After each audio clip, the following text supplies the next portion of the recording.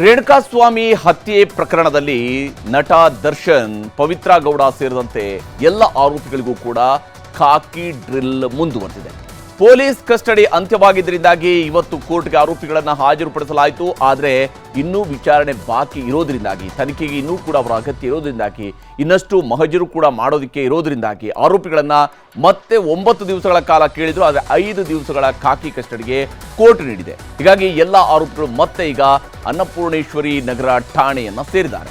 ಇವತ್ತು ಕೋರ್ಟ್ನಲ್ಲಿ ವಾದ ಪ್ರತಿವಾದ ಯಾವ ಸ್ವರೂಪದಲ್ಲಿ ಸಾಗಿತ್ತು ಅನ್ನೋದನ್ನ ನಿಮಗೆ ಮೊದಲಿಗೆ ತೋರಿಸ್ತೀನಿ.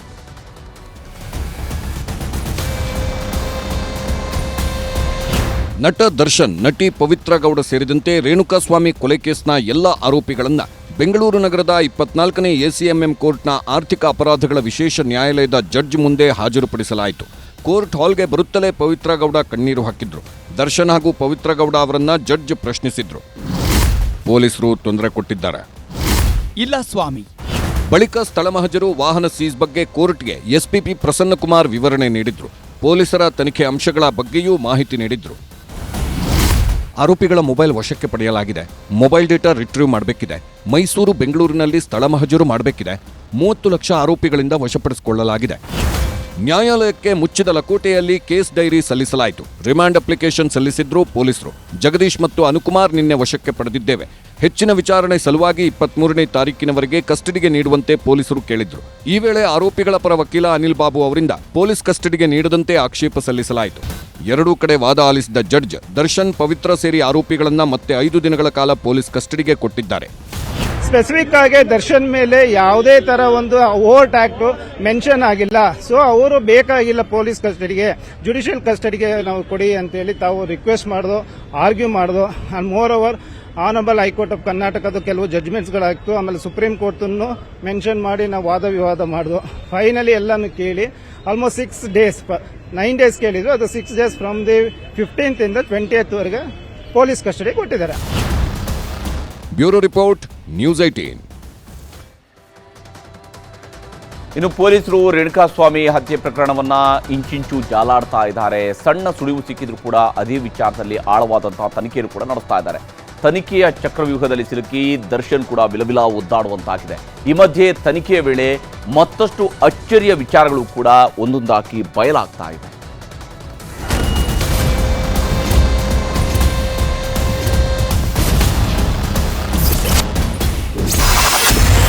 ತನಿಖೆಯ ಚಕ್ರವ್ಯೂಹದಲ್ಲಿ ಕಿಲ್ಲಿಂಗ್ ಸ್ಟಾರ್. ಪ್ರಬಲ ಸಾಕ್ಷ್ಯಗಳ ಸುಳಿಯಲ್ಲಿ ನಟ ದರ್ಶನ್. ರೇಣುಕಾಸ್ವಾಮಿ ಕೊಲೆಯ ಕುರಿತ ಚಕ್ರವ್ಯೂಹದಲ್ಲಿ ಸಿಲುಕಿರೋ ನಟ ದರ್ಶನ್ ವಿಲವಿಲ ಒದ್ದಾಡ್ತಿದ್ದಾರೆ. ಬಂಧನಕ್ಕೊಳಗಾದ ಮೊದಲ ದಿನ ಇದ್ದ ಗತ್ತು ಗೈರತ್ತು ದರ್ಶನ್ಗೆ ಈಗಿಲ್ಲ. ಪೊಲೀಸರ ತನಿಖೆಯ ವೈಖರಿಗೆ ಅಕ್ಷರಶಃ ಹೈರಾಣಾಗಿ ಹೋಗಿದ್ದಾರೆ. ಪ್ರಕರಣಕ್ಕೆ ಸಂಬಂಧಪಟ್ಟಂತೆ ಪೊಲೀಸರು ಕಲೆ ಹಾಕಿರೋ ಸಾಕ್ಷ್ಯಗಳೇ ನಟನನ್ನ ಮತ್ತಷ್ಟು ಮಗದಷ್ಟು ಪ್ರಪಾತಕ್ಕೆ ಬೀಳಿಸೋ ಎಲ್ಲಾ ಲಕ್ಷಣಗಳು ಗೋಚರಿಸ್ತಿವೆ.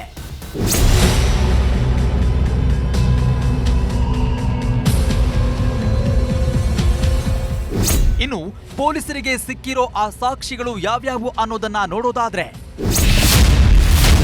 ರೇಣುಕಾಸ್ವಾಮಿ ಕೊಲೆ ನಡೆದ ಪಟ್ಟಣಗೆರೆ ಶೆಡ್ನಲ್ಲಿ 6 ಜನರ ಸಿಡಿಆರ್ ಹೊಂದಾಣಿಕೆಯಾಗಿದೆ. ಎಲ್ಲರೂ ಒಂದೇ ಸ್ಥಳದಲ್ಲಿದ್ದಕ್ಕೆ ಪುರಾವೆ ಸಿಕ್ಕಿದೆ. ಅಲ್ಲದೆ ಕೃತ್ಯಕ್ಕೂ ಮುನ್ನ ಹಾಗೂ ಕೃತ್ಯದ ನಂತರ ದರ್ಶನ್ ಜೊತೆ ಚರ್ಚೆ ಮಾಡಿರೋದ್ರ ಕಾಲ್ ಡೀಟೇಲ್ಸ್ ಪತ್ತೆಯಾಗಿದೆ. ಅಲ್ಲದೆ ಶವವನ್ನ ಸುಮನಹಳ್ಳಿಯ ಬಳಿ ರಾಜಕಾಲುವೆಗೆ ಎಸ್ತ ನಂತರ ತಾವೇ ಕೊಲೆ ಮಾಡಿದ್ದಾಗಿ ಮೂವರು ತಪ್ಪೊಪ್ಪಿಗೆ ಮಾಡಿಕೊಂಡಿದ್ದು, ಇವರು ದರ್ಶನ್ ಜೊತೆ ಸಂಪರ್ಕದಲ್ಲಿದ್ದಕ್ಕೆ ಸಿಡಿಆರ್ ಸಾಕ್ಷ್ಯವಿದೆ. ಇನ್ನು ಮೃತದೇಹ ಬಿಸಾಡಲು 30 ಲಕ್ಷಕ್ಕೆ ಡೀಲ್ ನಡೆದಿದ್ದು, ಇದಕ್ಕೆ ಸಂಬಂಧಪಟ್ಟಂತ ಹಣ ಕೂಡ ರಿಕವರಿಯಾಗಿದೆ. ಇನ್ನು ರೇಣುಕಾಸ್ವಾಮಿಯನ್ನ ಕಿಡ್ನಾಪ್ ಮಾಡಿದ್ದ ಆರೋಪಿಗಳು ಪೊಲೀಸರೆದುರು ಶರಣಾಗಿ ದರ್ಶನ್ ಕೃತ್ಯದ ಬಗ್ಗೆ ಎಲ್ಲಾ ಮಾಹಿತಿ ನೀಡಿದ್ದಾರೆ. ಇನ್ನು ರೇಣುಕಾ ಕಿಡ್ನಾಪ್ ಬಗ್ಗೆ ಸಿಸಿಟಿವಿಗಳ ಸಾಕ್ಷ್ಯಗಳು ಪತ್ತೆಯಾಗಿದ್ದು, ಕೇಸ್ ಮತ್ತಷ್ಟು ಸ್ಟ್ರಾಂಗ್ ಆಗಿದೆ. ಅಲ್ಲದೆ ಕಿಡ್ನಾಪ್ ಮತ್ತು ಕೊಲೆ ಬಗ್ಗೆ ದರ್ಶನ್ ಸಂಘದ ಅಧ್ಯಕ್ಷ ರಾಘವೇಂದ್ರ ಸ್ಟೇಟ್ಮೆಂಟ್, ಪಟ್ಟಣಗೆರೆ ಶೆಡ್ನಲ್ಲಿ ಸಿಕ್ಕಿರೋ ಸಾಂದರ್ಭಿಕ ಸಾಕ್ಷ್ಯಗಳಾದ ರಕ್ತದ ಕಲೆ, ತಲೆ ಕೂದಲು, ಆರೋಪಿಗಳ ಫಿಂಗರ್ ಪ್ರಿಂಟ್, ಫುಟ್ ಪ್ರಿಂಟ್ ಮತ್ತು ರೇಣುಕಾಸ್ವಾಮಿ ಶವ ಸಾಗಾಟದ ಸ್ಕಾರ್ಪಿಯೋ ಕಾರು ಪ್ರಮುಖ ಸಾಕ್ಷ್ಯವಾಗಲಿದೆ.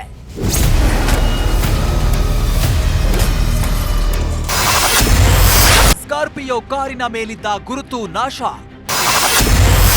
ಶವ ಸಾಗಿಸಿದ ಮೇಲೆ ಸ್ಟಿಕ್ಕರ್ ತೆಗೆಸಿದ್ದ ಆರೋಪಿಗಳು. ಇನ್ನು ಪ್ರತಿ ಹಂತದಲ್ಲೂ ತಮ್ಮ ಕ್ರಿಮಿನಲ್ ಐಡಿಯಾ ಬಳಸಿದ ಆರೋಪಿಗಳು ಶವ ಸಾಗಿಸಿದ ಸ್ಕಾರ್ಪಿಯೋ ಕಾರನ್ನ ಮರೆಮಾಚಲು ಯತ್ನಿಸಿರುವ ಮಾಹಿತಿ ಬೆಳಕಿಗೆ ಬಂದಿದೆ. ಮೊದಲು ಕಾರಿನ ಮೇಲೆ ಡಿ ಬಾಸ್ ಅನ್ನೋ ಬರಹ ಕ್ರಾಂತಿ ಸಿನಿಮಾದ ಸ್ಟಿಕ್ಕರ್ ಇತ್ತು. ಈ ಬಗ್ಗೆ ಸಂಚಾರಿ ಪೊಲೀಸರ ಟ್ರಾಫಿಕ್ ವೈಲೇಷನ್ ನಲ್ಲಿ ಕಾರಿನ ಫೋಟೋ ಸೆರೆಯಾಗಿತ್ತು. ಆದರೆ ಕೃತ್ಯದ ಬಳಿಕ ಬರಹ ಹಾಗೂ ಪೋಸ್ಟರ್ ಎರಡನ್ನೂ ರಿಮೂವ್ ಮಾಡಲಾಗಿದೆ.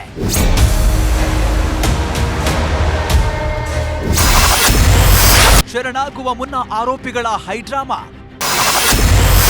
ರಾತ್ರಿ ಓಕೆ ಅಂದು ಬೆಳಗ್ಗೆ ಯೂಟರ್ನ್. ರೇಣುಕಾಸ್ವಾಮಿ ಕೊಲೆ ಹಾಗೂ ಕೊಲೆ ಬಳಿಕ ಹಲವು ಹೈಡ್ರಾಮಾಗಳು ನಡೆದಿರುವ ಬಗ್ಗೆ ತನಿಖೆಯಲ್ಲಿ ಗೊತ್ತಾಗಿದೆ. ಕೊಲೆ ಬಳಿಕ ಪೊಲೀಸರಿಗೆ ಶರಣಾಗುವಂತೆ ಕಾರ್ತಿಕ್, ಕೇಶವ್, ನಿಖಿಲ್ ನಾಯ್ಕ್ಗೆ 30 ಲಕ್ಷ ರೂಪಾಯಿಗೆ ಡೀಲ್ ಮಾಡಲಾಗಿತ್ತು. ಆದ್ರೂ ಕೂಡ ರಾತ್ರಿ ಶರಣಾಗ್ತೀನಿ ಅಂದವರು ಬೆಳಗ್ಗೆ ಉಲ್ಟಾ ಹೊಡೆದಿದ್ರಂತೆ. ಕೂಡಲೇ ಆರೋಪಿಗಳನ್ನ ಮೈಸೂರಿಗೆ ಕರೆದೊಯ್ದಿದ್ದ ಪ್ರದೋಷ್ ಮೈಸೂರಿನಲ್ಲಿದ್ದ 2ನೇ ಬಾರಿ ದರ್ಶನ್ ಭೇಟಿಯಾಗಿ ವಾಪಸ್ ಬಂದ ಬಳಿಕ ಶರಣಾಗಿದ್ದಾರೆ. ದರ್ಶನ್ ಕೊಟ್ಟ ಭರವಸೆಯಂತೆ ಸರೆಂಡರ್ ಆಗಿದ್ದಾರೆ ಅನ್ನೋ ಮಾಹಿತಿ ಹೊರಬಿದ್ದಿದೆ. ಚಿತ್ರದುರ್ಗದಿಂದ ರೇಣುಕಾಸ್ವಾಮಿಯನ್ನ ಪಟ್ಟಣಗೆರೆ ಶೆಡ್ಗೆ ಕರೆಸಿದ್ದು ಪವಿತ್ರಾಗೆ ಗೊತ್ತೇ ಇರಲಿಲ್ಲ. ಸ್ವಲ್ಪ ಕೆಲ್ಸ ಇದೆ ಬಾ ಎಂದು ಪವಿತ್ರರನ್ನ ಕರೆದೊಯ್ದಿದ್ದ ದರ್ಶನ್ ಎಲ್ಲಿಗೆ ಎಂದು ಕೇಳಿದಾಗ ಸರ್ಪ್ರೈಸ್ ಇದೆ ಎಂದಿದ್ದ ದರ್ಶನ್. ಶೆಡ್ ಒಳಗೆ ಪವಿತ್ರ ಗೌಡ ಕರೆದೊಯ್ದಿದ್ದ ನಟ ದರ್ಶನ್ ಶೆಡ್ ಒಳಗೆ ಹೋಗೋ ತನಕ ಪವಿತ್ರಾಗೆ ಗೊತ್ತಿರಲಿಲ್ಲ. ಶೆಡ್ ಒಳಗೆ ಹೋದಾಗ ಅಲ್ಲೇ ಇದ್ದ ರೇಣುಕಾಸ್ವಾಮಿ. ಇವನೇ ನಿನಗೆ ಮೆಸೇಜ್ ಮಾಡಿದ್ದು ಎಂದು ತೋರಿಸಿದ ದರ್ಶನ್. ಆಗ ಕೋಪಗೊಂಡ ಪವಿತ್ರ ಗೌಡ ಬೈದು ಒಂದೆರಡು ಏಟು ಹೊಡೆದಿದ್ರು.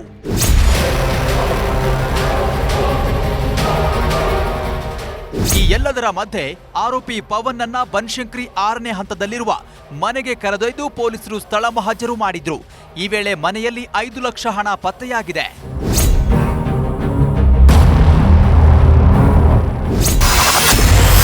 ರೇಣುಕಾಸ್ವಾಮಿ ಕೊಲೆ ಕೇಸ್ನಲ್ಲಿ ಪಿಎಸ್ಐಗೆ ಸಂಕಷ್ಟ.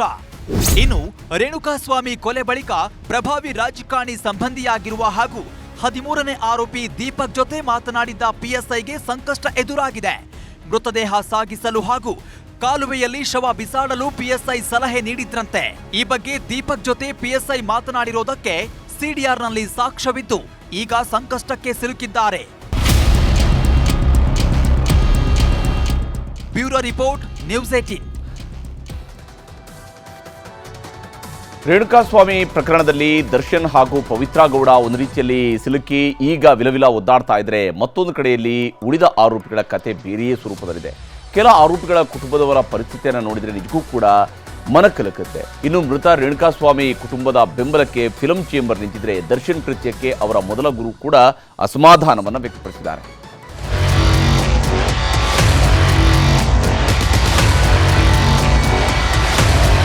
ರೇಣುಕಾಸ್ವಾಮಿ ಕೊಲೆ ಪ್ರಕರಣದಲ್ಲಿ ಆರೋಪಿಗಳ ಕುಟುಂಬದವರ ಸ್ಥಿತಿ ಕಥೆಯಲ್ಲ ಜೀವನ ಎಂಬಂತಾಗಿದೆ.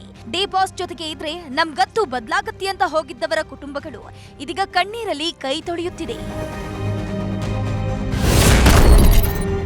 ಮಗ ಜೈಲು ಪಾಲು, ಅಪ್ಪ ಹೃದಯಾಘಾತಕ್ಕೆ ಬಲಿ. ರೇಣುಕಾಸ್ವಾಮಿ ಕೊಲೆ ಪ್ರಕರಣದಲ್ಲಿ 7ನೇ ಆರೋಪಿಯಾಗಿರುವಂತಹ ಅನುಕುಮಾರ್ ಕುಟುಂಬದ ಪರಿಸ್ಥಿತಿ ಯಾವ ಸಿನಿಮಾಗೂ ಕಮ್ಮಿ ಇಲ್ಲ. ಅನುಕುಮಾರ್ ಗುರುವಾರ ಪೊಲೀಸರಿಗೆ ಶರಣಾಗಿದ್ದ.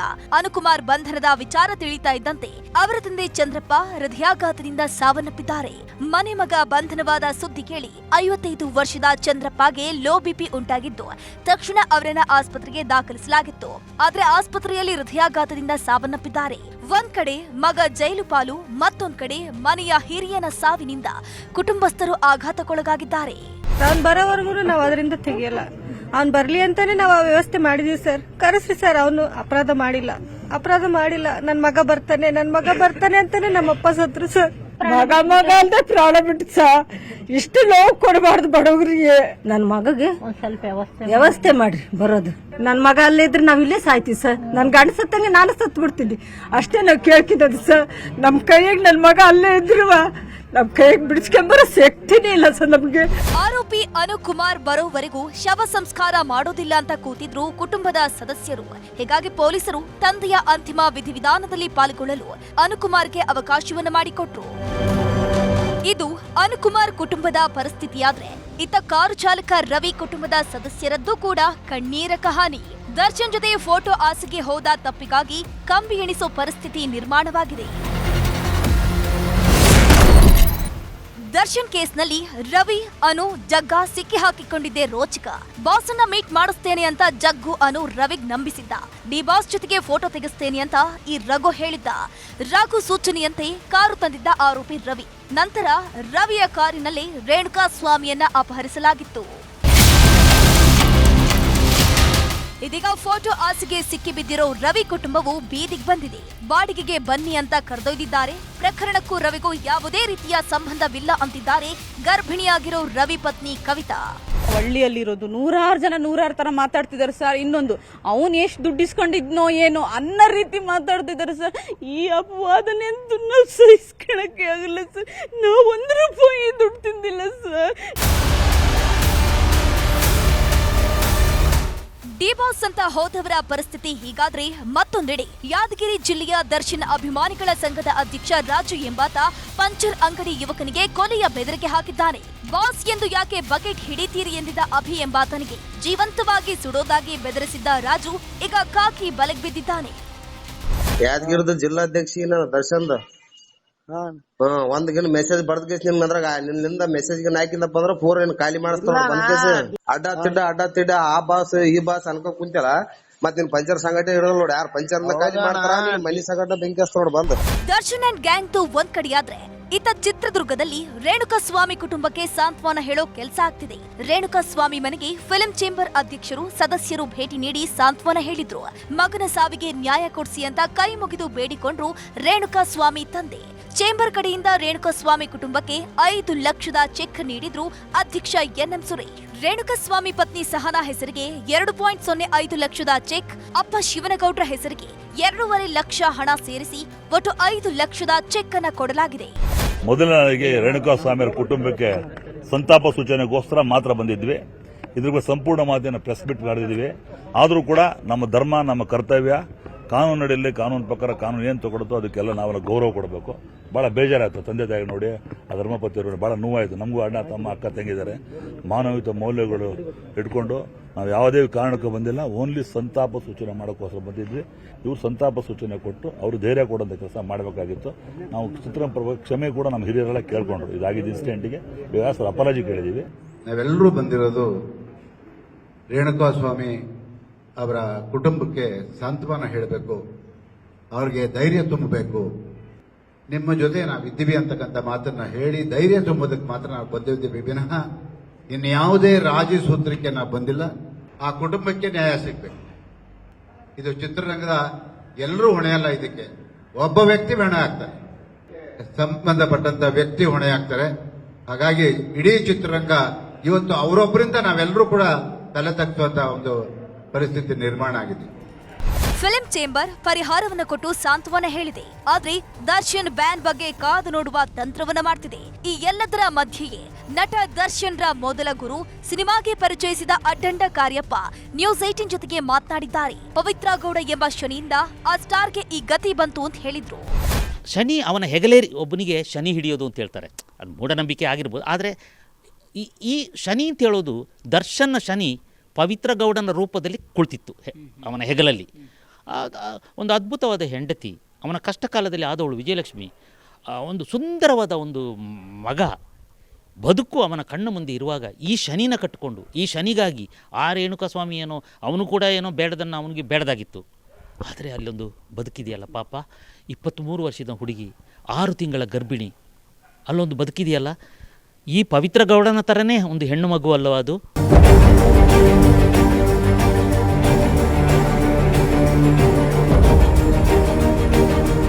ಈ ಮಧ್ಯೆ ರೇಣುಕಾ ಸ್ವಾಮಿ ಮನೆಗೆ ಚಿತ್ರದುರ್ಗದ ಶಾಸಕ ವೀರೇಂದ್ರ ಪಪ್ಪಿ ಭೇಟಿ ನೀಡಿದ್ರು. ರೇಣುಕಾ ಸ್ವಾಮಿ ಕುಟುಂಬಕ್ಕೆ 2 ಲಕ್ಷ ಪರಿಹಾರವನ್ನು ನೀಡಿದ್ರು. ಹಾಗೆಯೇ ಮೈಸೂರು ಮೂಲದ ಚಿನ್ನ ಬೆಳ್ಳಿಯ ವರ್ತಕರು ರೇಣುಕಾ ಸ್ವಾಮಿ ಕುಟುಂಬಸ್ಥರಿಗೆ 60,000 ಚೆಕ್ ನೀಡಿ ಧೈರ್ಯ ಹೇಳಿದ್ರು. ಈ ಮಧ್ಯೆ ದರ್ಶನ್ ರಾಯಭಾರಿ ವಿಚಾರವಾಗಿ ರಾಜಕೀಯ ಮೇಲಾಟಗಳು ನಡೆಯುತ್ತಿವೆ. ದರ್ಶನ್ ಅವರನ್ನ ಕರ್ನಾಟಕ ರಾಜ್ಯ ಅರಣ್ಯ ವನ್ಯಜೀವಿ ರಾಯಭಾರಿ ಹುದ್ದೆಯಿಂದ ವಜಾ ಮಾಡಲಾಗಿದೆ. ಪೂರ್ವಪರ ಯಾಕೆ ನೋಡಿಲ್ಲ ಅಂತ ಸರ್ಕಾರದ ಆದೇಶಕ್ಕೆ ಟಾಂಗ್ ಕೊಟ್ಟಿದ್ದಾರೆ ಕೇಂದ್ರ ಸಚಿವ ಪ್ರಹ್ಲಾದ್ ಜೋಶಿ. ಅಂಥದ್ದು ಯಾವುದೂ ಇಲ್ಲ. ಇವತ್ತು ಸಹ ಆರೋಪಿನೇ ಎಲ್ಲಿವರೆಗೆ ಅವರು ಅವ್ರ ಮೇಲೆ ಆರೋಪಗಳಿಂದ ಅವರು ಮುಕ್ತಗೊಳ್ಳೋದಲ್ಲ ಅಥವಾ ಆರೋಪ ಸಾಬೀತಾದರೆ ಅವ್ರಿಗೆ ಶಿಕ್ಷೆ ಆಗ್ತದೆ. ಇಲಾಖೆ ರಾಯಭಾರಿ ಆಗಿದ್ರು, ಈಗಲೂ ಮುಂದುವರೆದಿದ್ದಾರೆ ಅಥವಾ ಏನು? ನೋಡಿ, ಮುಂದುವರಲಿಕ್ಕೆ ಹೆಂಗೆ ಸಾಧ್ಯ ಇಂಥ ಒಂದು ಇದರಲ್ಲಿ ಅದು ಆದಮೇಲೆ ಇವತ್ತು ಹೊಸ ರಾಯಭಾರಿ ಆಗುವಾಗ ಮುಂದುವರಿಯುವಂಥ ಪ್ರಶ್ನೆ ಬರೋದಿಲ್ಲ. ಆ ರಾಯಭಾರಿಯನ್ನು ಅಪಾಯಿಂಟ್ಮೆಂಟ್ ಮಾಡೋದರ ಸಂದರ್ಭದಲ್ಲಿ ಅವರು ಸಂಪೂರ್ಣವಾಗಿ ಅವ್ರ ಪೂರ್ವಾಪರ ವಿಚಾರವನ್ನು ಮಾಡಬೇಕು. ಯಾಕಂದ್ರೆ ಸರ್ಕಾರದ ಬಳಿ ಮಾಹಿತಿ ಇರ್ತದೆ. ಹಿಂದಿನ ಸರ್ಕಾರ ಮಾಡಿದ್ರು ಅದು ತಪ್ಪೇನೆ, ನಾನು ಅದನ್ನು ಸ್ಪಷ್ಟವಾಗಿ ಹೇಳ್ತಾ ಇದ್ದೇನೆ. ಯಾಕಂದರೆ ಅನೇಕ ಬಾರಿ ಅವರು ಹಲ್ಲೆ ಮಾಡಿದ್ದು, ಅವರ ಜೈಲಿನಲ್ಲಿದ್ದು ಇದೆಲ್ಲ ಗೊತ್ತಿದೆ. ಯಾವ ಆಧಾರದ ಮೇಲೆ ಮಾಡಿದರು ಅನ್ನೋದು ಅದು ಅವರು ಮಾಡಿದವರು ಆತ್ಮವಿಮರ್ಶೆಯನ್ನು ಮಾಡಿಕೊಳ್ಳಲೇಬೇಕು. ಒಟ್ಟಾರೆಯಾಗಿ ಡಿ ಬಾಸ್ ಅಂತ ಹಿಂದೆಂದೇ ಹೋದವರು ಬೇದಿಗ್ ಬಿದ್ದಿದ್ದಾರೆ. Bureau report, news 18. ಒಂದು ಕಡೆ ಕೇಂದ್ರ ಸರ್ಕಾರದ ಬೆಲೆ ಏರಿಕೆ ನೀತಿಯಿಂದಾಗಿ ಜನ ತತ್ತರಿಸಿ ಹೋಗಿದ್ದಾರೆ, ಬಹಳ ಸಂಕಷ್ಟದಲ್ಲಿದ್ದಾರೆ, ಅವರಿಗೆ ನೆರವಾಗಬೇಕು, ಅದಕ್ಕಾಗಿ ಗ್ಯಾರಂಟಿಗಳ ಮೇಲೆ ಗ್ಯಾರಂಟಿ ಕೊಡ್ತೀವಿ ಅಂತ ಹೇಳ್ಕೊಂಡು ಗ್ಯಾರಂಟಿಯನ್ನು ಕೊಟ್ಟಿರುವಂಥದ್ದು ಕಾಂಗ್ರೆಸ್ನವರು. ಆದರೆ ಈಗ ಲೋಕಸಭೆ ಚುನಾವಣೆಯ ಬೆನ್ನಲ್ಲೇ ರಾಜ್ಯ ಸರ್ಕಾರ ಗ್ಯಾರಂಟಿಯ ಜೊತೆಗೆ ಮತ್ತೊಂದು ಶಾಕನ್ನು ಕೊಟ್ಟಿದೆ. ಬೈಕ್ ಕಾರ್ ಹತ್ತೋದಕ್ಕೆ ಮುಂಚಿತವಾಗಿ ಯೋಚನೆ ಮಾಡುವಂತೆ ಮಾಡಿದೆ. ಯಾಕಂದರೆ ರಾಜ್ಯ ಸರ್ಕಾರ ಸೇಲ್ಸ್ ಟ್ಯಾಕ್ಸ್ ಹೆಚ್ಚಳವನ್ನು ಮಾಡಿ ಆದೇಶವನ್ನು ಹೊರಡಿಸಿದೆ. ಇದರಿಂದಾಗಿ ನೇರವಾಗಿ ಪೆಟ್ರೋಲ್ ಮತ್ತು ಡೀಸೆಲ್ನ ದರದಲ್ಲಿ ಏರಿಕೆ ಆಗ್ತಾ ಇದೆ. ಇದೇ ವಿಚಾರ ಈಗ ಬಿಜೆಪಿಗೂ ಕೂಡ ದೊಡ್ಡ ಬ್ರಹ್ಮಾಸ್ತ್ರದಂತೆ ಸಿಕ್ಕಿದೆ.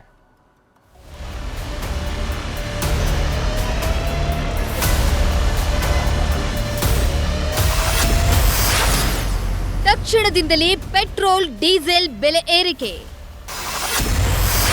ವಾಹನ ಸವಾರರಿಗೆ ಶಾಕ್ ಕೊಟ್ಟ ರಾಜ್ಯ ಸರ್ಕಾರ.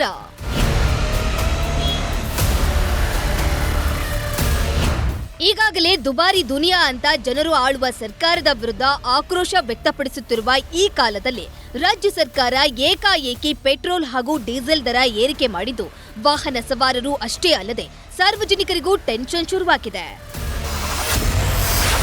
ಪೆಟ್ರೋಲ್ ಡೀಸೆಲ್ ದರ ಏರಿಕೆ ಆಗಿದ್ದು ಪ್ರತಿ ಲೀಟರ್ ಪೆಟ್ರೋಲ್ ದರ 3 ರೂಪಾಯಿ ಹೆಚ್ಚಳವಾದರೆ ಡೀಸೆಲ್ ದರ ಪ್ರತಿ ಲೀಟರ್ಗೆ 3.5 ರೂಪಾಯಿ ಹೆಚ್ಚಳವಾಗಿದೆ. ಮಾರಾಟ ತೆರಿಗೆ ಹೆಚ್ಚಳ ಮಾಡಿ ಸರ್ಕಾರದ ಆದೇಶ ಮಾಡಿದ ಪರಿಣಾಮ ವಾಹನ ಸವಾರರ ಮೇಲೆ ಸೇಲ್ಸ್ ಟ್ಯಾಕ್ಸ್ ಬರೆ ಬಿದ್ದಿದೆ.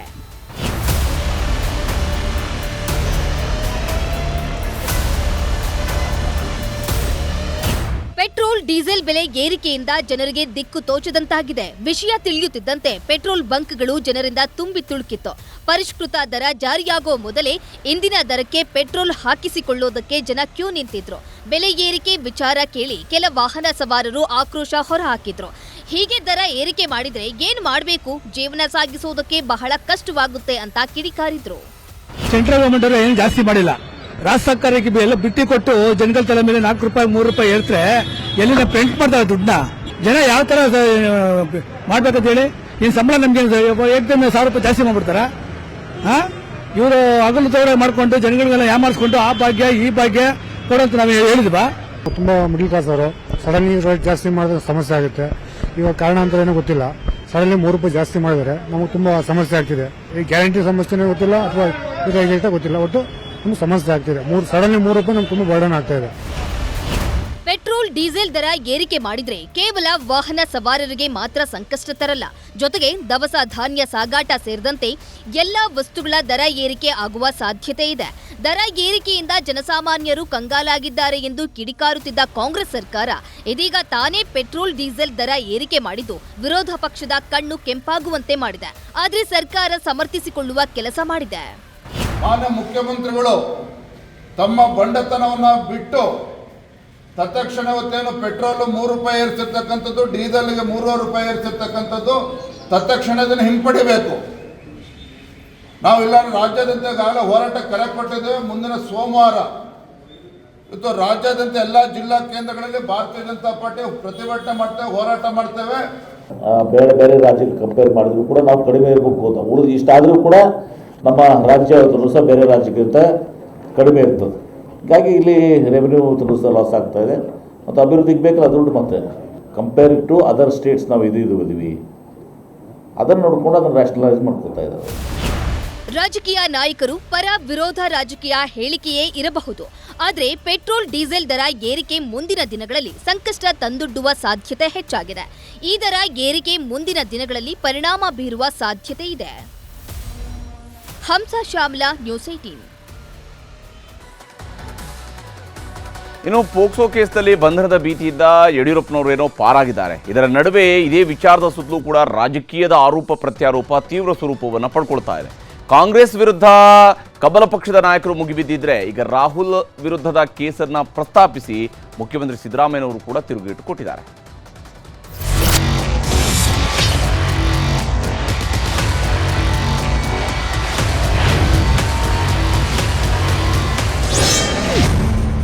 ಪೋಕ್ಸೋ ಕೇಸ್ನಲ್ಲಿ ಬಿಎಸ್ವೈಗೆ ರಿಲೀಫ್. 4 ದಿನಗಳ ಬಳಿಕ ಬೆಂಗಳೂರಿಗೆ ಮಾಜಿ ಸಿಎಂ. ಪೋಕ್ಸೋ ಪ್ರಕರಣದಲ್ಲಿ ಬಂಧನ ಭೀತಿ ಎದುರಿಸುತ್ತಿದ್ದ ಮಾಜಿ ಸಿಎಂ ಯಡಿಯೂರಪ್ಪ ನಿಟ್ಟುಸಿರು ಬಿಟ್ಟಿದ್ದಾರೆ. ಪೋಕ್ಸೋ ಪ್ರಕರಣದಲ್ಲಿ ಎಲ್ಲಿ ತಮ್ಮನ್ನ ಬಂಧಿಸುತ್ತಾರೆ ಅನ್ನೋ ಕಾರಣಕ್ಕೆ ಬಿಎಸ್ವೈ ದೆಹಲಿಯಲ್ಲಿ ಉಳಿದುಕೊಂಡಿದ್ರು. ನಿನ್ನೆ ಯಡಿಯೂರಪ್ಪಗೆ ಕರ್ನಾಟಕ ಹೈಕೋರ್ಟ್ ತಾತ್ಕಾಲಿಕ ರಿಲೀಫ್ ಕೊಟ್ಟ ಬೆನ್ನಲ್ಲೇ ಇವತ್ತು 4 ದಿನಗಳ ಬಳಿಕ ತಮ್ಮ ಮನೆಗೆ ಯಡಿಯೂರಪ್ಪ ವಾಪಸ್ ಆಗಿದ್ದಾರೆ. 7ನೇ ತಾರೀಕು ವಿಚಾರಣೆಗೆ ಬರ್ತೇನೆ ಅಂತ ಹೇಳಿ ಮುಂಚೆನೆ ಲಿಖಿತ ಮೂಲಕ ನಾನು ತಿಳಿಸಿದೆ. ಸೊ ಹೈಕೋರ್ಟ್ ಸಹ ಇದಕ್ಕೆ ತಡೆಯಾಜ್ಞೆ ನೀಡಿದೆ. ಸೋಮವಾರ ವಿಚಾರಣೆಗೆ ಹೋಗ್ತಾ ಇದ್ದೇನೆ. ಅನಾವಶ್ಯಕವಾಗಿ ಗೊಂದಲ ಉಂಟು ಮಾಡುವಂಥದ್ದು ಕೆಲವರು ಮಾಡಿದ್ರು. ನಾನೀಗ ಯಾರ ಮೇಲೂ ದೂರಕ್ಕೆ ಹೋಗೋದಿಲ್ಲ. ಕಾಲವೇ ಎಲ್ಲ ತೀರ್ಮಾನ ಮಾಡುತ್ತೆ. ವಾಸ್ತವಿಕ ಸ್ಥಿತಿ ಏನಂತ ಜನರಿಗೆ ಗೊತ್ತಿದೆ. ಇನ್ನು ಯಡಿಯೂರಪ್ಪ ಬಂಧನ ಭೀತಿಯಿಂದ ಸದ್ಯಕ್ಕೆ ಮುಕ್ತರಾಗಿದ್ದಾರೆ. ಆದರೆ ಈ ವಿಚಾರ ರಾಜ್ಯ ರಾಜಕಾರಣದಲ್ಲಿ ವಾಗ್ಯುದ್ಧಕ್ಕೆ ಕಾರಣವಾಗಿದೆ. ರಾಜಕೀಯವಾಗಿ ಮುಗಿಸಲೆಂದೇ ರಾಜ್ಯ ಸರ್ಕಾರ ಬಿಎಸ್ವೈ ವಿರುದ್ಧ ಷಡ್ಯಂತ್ರ ಮಾಡಿದೆ ಅಂತ ಕಮಲ ಕಲಿಗಳು ಡಿಕೆ ಶಿವಕುಮಾರ್ ಸಿದ್ದರಾಮಯ್ಯ ವಿರುದ್ಧ ನಿಗಿನಿಗಿ ಅಂತ ಕೆಂಡ ಕಾರಿದ್ರು. ರಾಜಕೀಯವಾಗಿ ಮಣಿಸಬಹುದು ಅಂತ ಹೇಳಿ ಹಿಂದೂ ಕೂಡ ಅನೇಕ ಈ ರೀತಿಯಂತ ಪ್ರಕರಣಗಳು ನಡೆದು ನ್ಯಾಯಾಲಯ ನಮ್ಗೆ ನ್ಯಾಯವನ್ನು ಕೊಟ್ಟಿದೆ. ಕಾಣದ ಕೈಗಳ ಒಂದು ಪ್ರಯತ್ನಗಳು ನಡೆಯುತ್ತೆ. ವಿಶ್ವಾಸ ಇದೆ ನ್ಯಾಯಾಲಯ ನಂಗೆ ಈ ಸುಳ್ಳು ಆರೋಪದಿಂದ ನಾವು ನಮ್ಮ ತಂದೆ ಮುಕ್ತವಾಗಿ ಬರ್ತಾರೆ ಅಂತ ಜನ ಏನ್ ಕೇಳ್ತಾ ಇದಾರೆ ಯಡಿಯೂರಪ್ಪನವ್ರ ವಿಚಾರದಲ್ಲಿ. ನೀವೇ ಹೇಳಿದ್ರಲ್ಲ ಮಾನಸಿಕ ಅಸ್ವಸ್ಥತೆ ಅಂತ. ಯಾಕೆ ಹೇಳ್ಬೇಕಾಯ್ತು? ಅವಾಗ ಹೇಳ್ಬೇಕಾಯ್ತು ಕಾನೂನು ಪ್ರಕಾರ ಕ್ರಮ ತೆಗೆದುಕೊಳ್ತೀರಿ ಅಂತ ಹೇಳ್ಬೇಕಾಯ್ತು. ಯಾಕೆ ಹೇಳಿದ್ರಿ ನೀವು? ಈಗ ಹೆಂಗೆ ಉಲ್ಟಾ ಯೂ-ಟರ್ನ್ ಯಾಕೆ ಹೊಡೆದ್ರಿ? 4 ತಿಂಗಳು ವೇಟ್ ಮಾಡಕ್ ಏನಿತ್ತು ನಿಮ್ಗೆ? ಇಲ್ಲೇ ಇದ್ರಲ್ಲ ಯಡಿಯೂರಪ್ಪ. ಸಿದ್ದರಾಮಯ್ಯನವರು ತಮ್ಮ ಕುರ್ಚಿ ಉಳಿಸಿಕೊಳ್ಳಿಕ್ಕಾಗಿ ಒಬ್ಬ ಹಿರಿಯ ನಾಯಕ ಶ್ರೀಮಾನ್ ಯಡಿಯೂರಪ್ಪನವರನ್ನ ಬಂಧಿಸಿ ಒಂದು ಸೇಡನ್ನ ತೀರಿಸಿಕೊಳ್ಳುವಂತ ಪ್ರಯತ್ನ ಮಾಡ್ತಾ ಇದ್ರು. ಸೇಡಿನ ರಾಜಕಾರಣ ಮಾಡೋ ಪ್ರಯತ್ನ ಮಾಡ್ತಾ ಇದ್ರು. ಹೈಕೋರ್ಟ್ ಅದಕ್ಕೆ ತಕ್ಕ ಉತ್ತರವನ್ನು ಕೊಟ್ಟಿದೆ. ಜಿ ಪರಮೇಶ್ವರ್ ಅಂದು ಹೇಳಿದ್ದು ಮಾನಸಿಕ ಅಸ್ವಸ್ಥತೆ, ಅಂದು ಹೇಳಿದ್ದು ಸತ್ಯ. ನಿನ್ನೆ ದಿವಸ ಬಿಎಸ್ವೈ ಬಂಧಿಸಬಹುದು ಅಂತ ಹೇಳಿದ್ದು ಇದು ರಾಜಕೀಯ ಪ್ರೇರಿತ ಕೇಸು. 60 ದಿವಸಗಳ ಕಾಲಕ್ಕೂ ಹೆಚ್ಚು ಲೋಕಸಭೆ ಚುನಾವಣೆ ಪೂರ್ವದಲ್ಲಿ ಆಗಿರ್ತಕ್ಕಂಥ ಕೇಸಿಗೆ ಮರುಜೀವ ಕೊಡ್ತಾರೆ. ಇದೇ ವೇಳೆ ಯಡಿಯೂರಪ್ಪ ಅವರನ್ನ ಕಾಂಗ್ರೆಸ್ನವರು ಟಾರ್ಗೆಟ್ ಮಾಡುತ್ತಿದ್ದಾರೆ ಅಂತಿದ್ದ ಬಿಜೆಪಿ ನಾಯಕರ ಮಾತಿಗೆ ಕೈ ನಾಯಕರು ತಿರುಗೇಟು ಕೊಟ್ಟಿದ್ದಾರೆ. ನಾವು ಯಾರೂ ಸೇಡಿನ ರಾಜಕಾರಣ ಮಾಡ್ತಿಲ್ಲ, ಬದಲಾಗಿ ಬಿಜೆಪಿಯವರೇ ರಾಹುಲ್ ಗಾಂಧಿ ಸೇರಿ ನಮ್ಮ ವಿರುದ್ಧ ಕೋರ್ಟ್ನಲ್ಲಿ ದಾವೆ ಹೂಡಿ ದ್ವೇಷದ ರಾಜಕಾರಣ ಮಾಡುತ್ತಿದ್ದಾರೆ ಎಂದರು. ಸೇಡಿನ ರಾಜಕಾರಣ ಮಾಡೋರು ಅವರು, ನಾವು ಯಾವತ್ತೂ ಕೂಡ ಸೇಡಿನ ರಾಜಕಾರಣ ಮಾಡಲ್ಲ. ಕಾಂಗ್ರೆಸ್ ಪಾರ್ಟಿ ಯಾರ ಮೇಲೂ ದ್ವೇಷ ಮಾಡ್ಲಿಕ್ಕೆ ಹೋಗುದಿಲ್ಲ. ದ್ವೇಷದ ರಾಜಕಾರಣದ ಬಗ್ಗೆ ನಾನೇನಾದ್ರು ಮಾತಾಡಕ್ಕೆ ಹೋದ್ರೆ ಅದು ಎಲ್ಲೆಲ್ಲೂ ಹೋಗ್ತದೆ. ನಾನು ಮಾತಾಡಕ್ಕೆ ಹೋಗೋದಿಲ್ಲ. ನಮ್ಗೆ ಯಾರ ಬಗ್ಗೆನೂ ದ್ವೇಷ ಮಾಡಕ್ಕೆ ನನಗೆ ಪಾಪ ಯಾರಿಗೇ ಆಗಲಿ ನನಗೂ ಅಯ್ಯೋ ಅನಿಸ್ತದೆ. ಬಿಎಸ್ವೈ ಪೋಕ್ಸೋ ಪ್ರಕರಣದಲ್ಲಿ ಕಾಂಗ್ರೆಸ್ ಷಡ್ಯಂತ್ರ ರೂಪಿಸುತ್ತಿದೆ ಅಂತ ಕಮಲ ಕಲಿಗಳು ಗರ್ಜಿಸುತ್ತಿದ್ರೆ, ಇತ್ತ ಸಿಟಿ ರವಿ ಮಂಗಳೂರಿನಲ್ಲಿ ಮಾತನಾಡಿ ರಾಜ್ಯ ಸರ್ಕಾರ ಮತ ಬ್ಯಾಂಕ್ಗಾಗಿ ಮತಾಂಧರನ್ನ ಬೆಂಬಲಿಸುತ್ತಿದೆ ಅಂತ ಕಾಂಗ್ರೆಸ್ ವಿರುದ್ಧ ಹಿಗ್ಗಾಮುಗ್ಗಾ ವಾಗ್ದಾಳಿ ನಡೆಸಿದ್ರು. ನಾನು ಹೇಳ್ತೇನೆ, ಪಾಕಿಸ್ತಾನದ ಕುನ್ನಿಗಳಿ ಅಂತ ಕೂಗಿದ್ರೆ ಆ ಪಾಕಿಸ್ತಾನದ ಕುನ್ನಿಗಳು ಪ್ರಚೋದನೆಗೊಳಗಾಗಬೇಕು. ಖಾದರ್ರವರ ಸಾಮ್ರಾಜ್ಯ ಉಳ್ಳಾಲದಲ್ಲಿ ಪಾಕಿಸ್ತಾನದ ಕುನ್ನಿಗಳು ಇದ್ದಾರೆ ಅನ್ನೋದು ಸಾಬೀತಾಯಿತು. ಅಂದರೆ ಖಾದರ್ರವರ ಸಾಮ್ರಾಜ್ಯದ ಮೂಗಿನ ಅಡಿಯಲ್ಲೇ ಪಾಕಿಸ್ತಾನದ ಕುನ್ನಿಗಳು ಅಂತ ಇದ್ದಾರೆ ಅನ್ನೋದು ಸ್ಪಷ್ಟ ಆಯಿತು. ಮಾನ್ಯ ಖಾದರ್ರವರಿಗೆ ಮತ್ತು ಪೊಲೀಸ್ ಆಯುಕ್ತರಿಗೆ ಆ ಕುನ್ನಿಗಳನ್ನು ಪಾಕಿಸ್ತಾನಕ್ಕೆ ಕಳಿಸಿ ಅಂತ ಆಗ್ರಹಿಸಿದರು. ಒಟ್ನಲ್ಲಿ ಕಾಂಗ್ರೆಸ್ ಬಿಜೆಪಿ ನಾಯಕರ ಮಧ್ಯೆ ವಾಕ್ಸಮರ ಜೋರಾಗಿದೆ. ಜೂನ್ 17ರಂದು ಬಿಎಸ್ವೈ ಸಿಐಡಿ ವಿಚಾರಣೆಗೆ ಹಾಜರಾಗಲಿದ್ದು, ಪ್ರಕರಣ ಯಾವ ತಿರುವು ಪಡೆದುಕೊಳ್ಳಲಿದೆ ಎಂದು ಕಾದು ನೋಡಬೇಕು. Bureau report, news 18 Kannada. ಇನ್ನು ಲೋಕಸಭೆ ಚುನಾವಣೆ ಮುಕ್ತಾಯ ಆಗ್ತಾ ಇದ್ದಂತೆ ಈಗ ರಾಜ್ಯದಲ್ಲಿ ಉಪಚುನಾವಣೆಗಳಿಗೆ ಕಾವು ಕೂಡ ಸಿಗ್ತಾ ಇದೆ. ಯಾಕಂದ್ರೆ HD ಕುಮಾರಸ್ವಾಮಿ, ಬೊಮ್ಮಾಯಿ ಹಾಗೆ ಈ ತುಕಾರಾಂ ತಮ್ಮ ಶಾಸಕ ಸ್ಥಾನಗಳಿಗೆ ರಾಜೀನಾಮೆಯನ್ನು ಕೊಟ್ಟಿದ್ದು ಉತ್ತರಾಧಿಕಾರಿಗಳನ್ನು ಅಖಾಡಕ್ಕಿಳಿಸೋದಕ್ಕೆ ಸಿದ್ಧತೆಯನ್ನು ಕೂಡ ಆರಂಭಿಸಿದ್ದಾರೆ.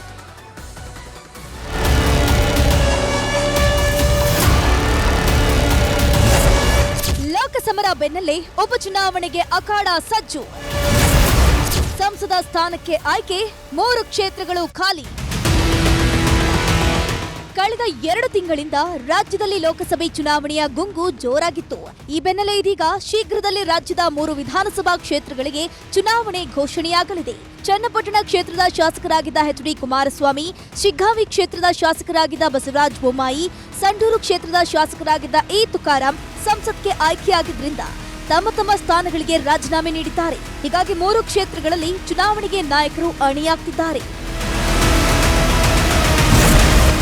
3 ಕ್ಷೇತ್ರಗಳ ಪೈಕಿ ಚನ್ನಪಟ್ಟಣದಲ್ಲಿ ಹೈ ವೋಲ್ಟೇಜ್ ಕದನ.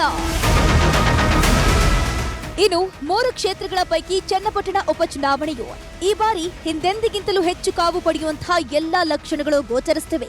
ಮೈತ್ರಿ ಅಭ್ಯರ್ಥಿಯಾಗಿ ನಿಖಿಲ್ ಕುಮಾರಸ್ವಾಮಿ ಹಾಗೂ ಸಿಪಿ ಯೋಗೇಶ್ವರ್ ಹೆಸರು ಜೋರಾಗಿ ಕೇಳಿ ಬರ್ತಿದೆ. ಇತ್ತ ಕಾಂಗ್ರೆಸ್ನಿಂದ ಡಿಕೆ ಸುರೇಶ್ ಹೆಸರಿನ ಜೊತೆಗೆ ಅಲ್ಲಿ ಅಚ್ಚರಿಯ ಅಭ್ಯರ್ಥಿ ಸ್ಪರ್ಧೆಯನ್ನ ಮಾಡ್ತಾರೆ ಅಂತ ಖುದ್ದು ಡಿಕೆ ಸುರೇಶ್ ಹೇಳ್ತಿದ್ದು ಕುತೂಹಲವನ್ನ ದುಪ್ಪಟ್ಟು ಮಾಡಿದೆ. ಮಾತಾಡ್ತಾರೆ, ದೊಡ್ಡವರು ಮಾತಾಡ್ತಾರೆ. ಈಗ ಮಾನ್ಯ ಮಾಜಿ ಸಂಸದರು ಅಚ್ಚರಿಯ ಅಭ್ಯರ್ಥಿ ಅಂತ ಹೇಳ್ತಾ ಇದ್ರಲ್ಲ, ಅವರು ಈಗ ಒಬ್ರು ಈಗ ಮರ್ಡರ್ ಕೇಸ ಸಿಗಾಕೊಂಡಿದ್ದಾರೆ. ಅವರೇ ಅಚ್ಚರಿಯ ಅಭ್ಯರ್ಥಿ ಮಾಡಬೇಕು ಅಂತ ಅವ್ರು ಇದ್ರು. ಹಾಗಾಗಿ ಅದು ಆಗಲ್ಲ. ಈಗ ಬಹುಶಃ ಇನ್ನೊಬ್ರು ಯಾರಾದ್ರು ಹೊಸ ಅಚ್ಚರಿ ಅಭ್ಯರ್ಥಿ ಅವ್ರು ಹುಡುಕ್ಬೋದು, ನೋಡೋಣ. ಶಿಗ್ಗಾವಿಯಲ್ಲಿ ಅಖಾಡಕ್ಕೆ ಇಳಿತಾರ ಬೊಮ್ಮಾಯಿ ಪುತ್ರ. ಇನ್ನು ಬಸವರಾಜ ಬೊಮ್ಮಾಯಿಯಿಂದ ತೆರವಾಗಿರುವಂತಹ ಶಿಗ್ಗಾವಿ ವಿಧಾನಸಭಾ ಕ್ಷೇತ್ರದಲ್ಲಿ ಈಗಾಗಲೇ ಲೆಕ್ಕಾಚಾರ ಶುರುವಾಗಿದೆ. ಬಿಜೆಪಿಯಿಂದ ಬೊಮ್ಮಾಯಿ ಪುತ್ರ ಭರತ್ ಬೊಮ್ಮಾಯಿಯ ಹೆಸರು ಕೇಳಿ ಬರ್ತಿದೆ. ಕಾಂಗ್ರೆಸ್ನಿಂದ ಕಳೆದ ಬಾರಿ ಬೊಮ್ಮಾಯಿ ವಿರುದ್ಧವಾಗಿ ಸ್ಪರ್ಧಿಸಿ ಸೋತಿದ್ದ ಯಾಸಿರ್ ಅಹಮದ್ ಪಠಾಣ್ ಸ್ಪರ್ಧಿಸ್ತಾರ ಅನ್ನೋ ಕುತೂಹಲ ಸೃಷ್ಟಿಯಾಗಿದೆ. ಗಣಿತ್ ಅವರು ಸಂಡೂರ್ನಲ್ಲಿ ತುಕಾರಾಂ ಪುತ್ರಿ ಸ್ಪರ್ಧೆ. ಇನ್ನು ಗಣಿತ್ ಅವರು ಸಂಡೂರು ವಿಧಾನಸಭಾ ಕ್ಷೇತ್ರ ಈ ತುಕಾರಾಂನಿಂದ ತೆರವಾಗಿತ್ತು. ಅಲ್ಲಿಗೆ ತುಕಾರಾಂ ಪುತ್ರಿ ಚೈತನ್ಯ ತುಕಾರಾಂಗೆ ಕಾಂಗ್ರೆಸ್ ಟಿಕೆಟ್ ಫಿಕ್ಸ್ ಅಂತ ಹೇಳಲಾಗ್ತಿದೆ. ಬಿಜೆಪಿಯಿಂದ ಕಳೆದ ಬಾರಿ ಸ್ಪರ್ಧಿಸಿ ಸೋಲುಂಡಿದ್ದ ಬಿಜೆಪಿಯ ಶಿಲ್ಪಾ ರಾಘವೇಂದ್ರ ಅವರನ್ನೇ ಈ ಬಾರಿ ಕಣಕ್ಕೆ ಇಳಿಸಲಾಗುತ್ತೆ ಅಂತ ಹೇಳಲಾಗ್ತಿದೆ.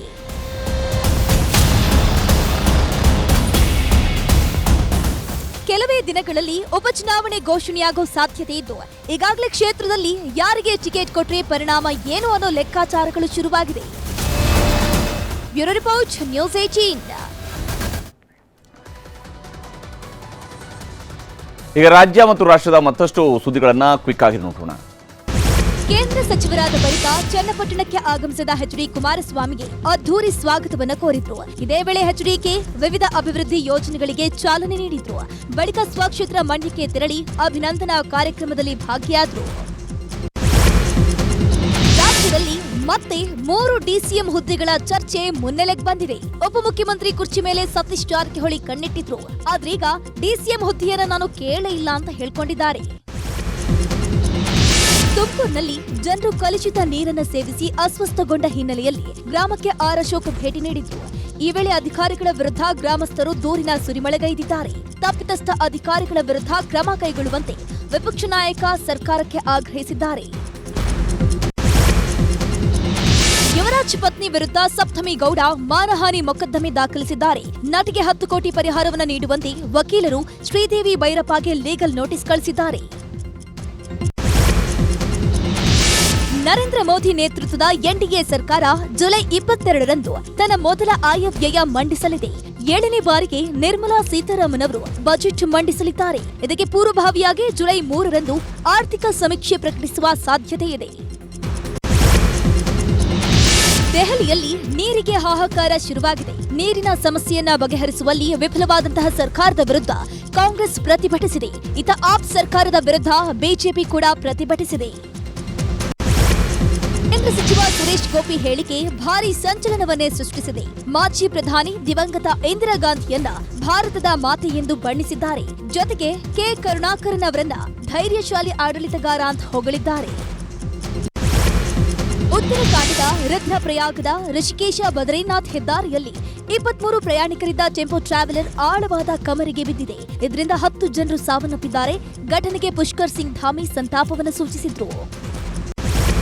G7 ಶೃಂಗಸಭೆಯಲ್ಲಿ ಪಾಲ್ಗೊಂಡಿದ್ದ ಪ್ರಧಾನಿ ನರೇಂದ್ರ ಮೋದಿ ಇಟಲಿಯಿಂದ ದೆಹಲಿಗೆ ಮರಳಿದ್ದಾರೆ. ಇದರ ಮಧ್ಯೆ ಮೋದಿಯೊಂದಿಗೆ ಇಟಲಿಯ ಪ್ರಧಾನಿ ಜಾರ್ಜಿಯಾ ಮೆಲೋನಿ ಸೆಲ್ಫಿಯೊಂದನ್ನು ಕ್ಲಿಕ್ಕಿಸಿಕೊಂಡಿದ್ದಾರೆ. ಈ ದೃಶ್ಯ ಎಲ್ಲೆಡೆ ವೈರಲ್ ಆಗಿದೆ. Hello from the Melody team. Muslim ಬಾಂಧವರು ಶ್ರದ್ಧೆಯಿಂದ ಆಚರಿಸುವ ಹಬ್ಬ ಈದ್ ಮಿಲಾದ್. ಇದ್ರ ಮಧ್ಯೆ ಮೇಕೆಗೆ ಪ್ಲಾಸ್ಟಿಕ್ ಹಲ್ಲು ಅಳವಡಿಸಿ ಮಾರಾಟ ಮಾಡುತ್ತಿದ್ದ ಪಾಕ್ ವ್ಯಕ್ತಿಯನ್ನ ಬಂಧಿಸಲಾಗಿದೆ. ಈ ಘಟನೆ ಪಾಕಿಸ್ತಾನದಲ್ಲಿ ನಡೆದಿದೆ. ಇದಾಗಿತ್ತು ಇವತ್ತಿನ ಸೂಪರ್ ಪ್ರೈಮ್ ಅಟ್ 9. ಈಗ ಬಿಗ್ ಸ್ಟೋರಿ ಪ್ರಸಾರವಾಗುತ್ತೆ. ನೋಡ್ತಾ ಇರಿ ನ್ಯೂಸ್ 18 ಕನ್ನಡ.